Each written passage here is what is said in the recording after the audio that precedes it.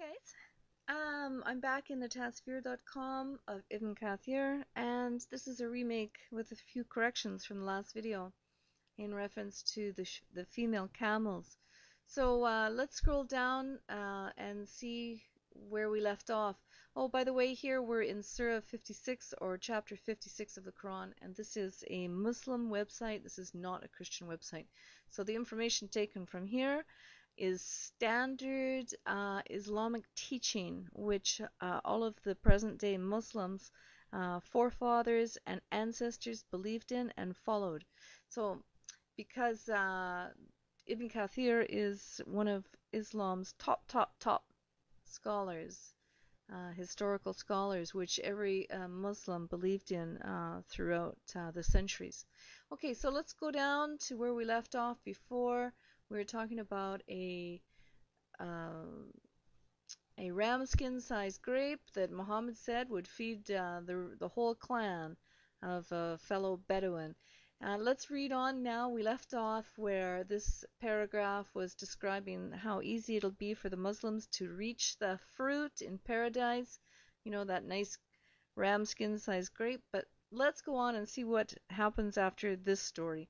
Right away, Allah, He goes in and He leaves the fruit for the virgins. And we're going to read now what else Allah has to say to us.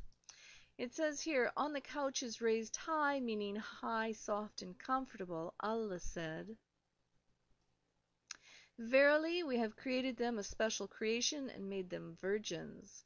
The ayat describes the women who will be on the beds and couches, but since mentioning the beds hints at them, they are not directly mentioned. Isn't that cute, guys?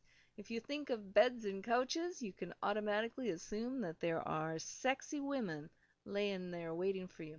Let's go on and see what else we can read here. For instance, Allah said that Solomon said,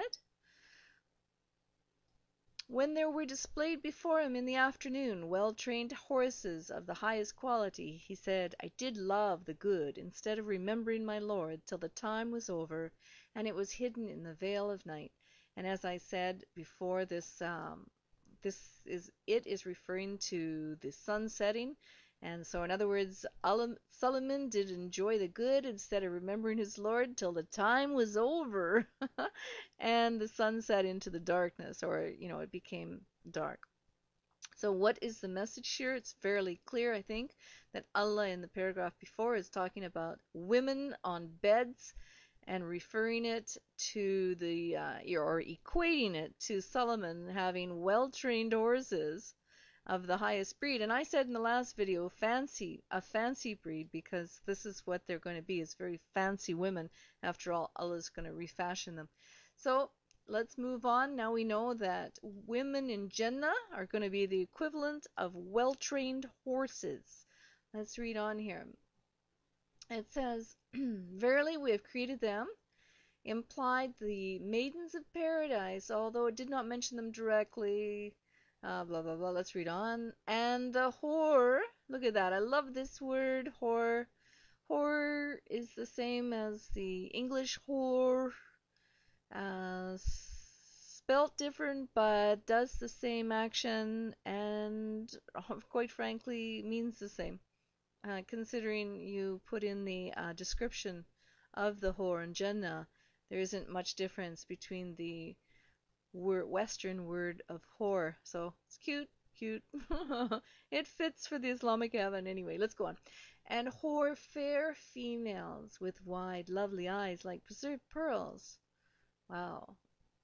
Therefore Allah's statement, Verily, we have created them, meaning in the other life, after they became old in this life, they were brought back while virgin, youthful, being delightfully passionate with their husbands, beautiful, kind, and cheerful. Some sort of a little hidden insult to Muslim women today, implying that they were not any of these qualities. Anyway, let's go on. In paradise, the believer will be given such and such strength for women. Wow. This is where Allah is apparently getting a little bit carnal, He's a bit of a carnal character. But anyway, let's read on. I asked, Oh Allah's messenger, will one be able to do that? And the answer comes back, he will be given the strength of 100 men.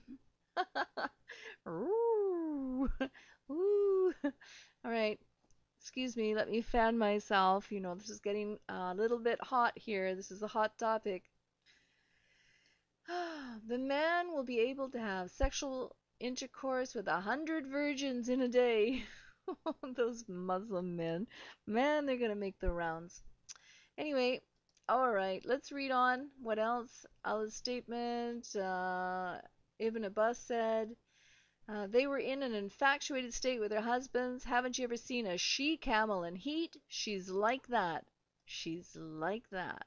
She is like a she-camel in heat. Just remember that, guys. These virgins are acting like she-camels in heat. And of course, I wanted to know what does a she-camel in heat looked like, and looks like, and then I found that YouTube in that video YouTube, which is actually apparently a male camel in heat. Let me show you again. There we are, a handsome male camel in heat with looks like a big long slippery tongue coming out, but apparently it's the back roof of the mouth. Still very gross. Apparently this is the male camel in heat. And but you know what? I'm sure that those male Muslims, when they get up to Jannah, this is what they're going to look like if they're going to be so busy with 100 virgins up there a day. Either they're going to be exhausted with their tongue hanging out, not be able to continue on, or they're just going to be slippery, slimy characters that are going to be busy on beds, right? Let's carry on and see what a female camel in heat looks like since it's described in the Tasfir. Alright, I went to another site. I hope that this is going to be what it is, what it is, but let's see. It says here this is the Food and Agricultural Organization of the United Nations, and I did a little search here, female camels in heat. I hit the search button.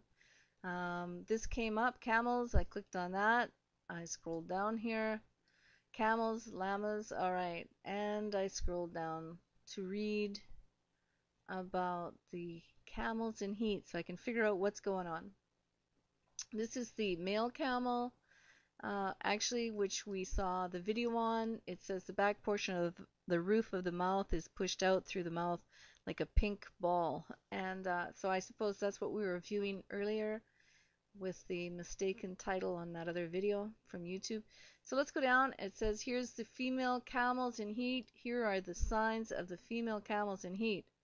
She becomes restless and separates from other animals, sprays urine while using her tail, and look at that. Woohoo!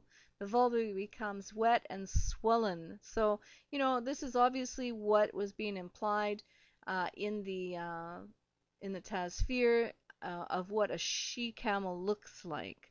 And this is what the women in Jannah, these virgins, are going to look like.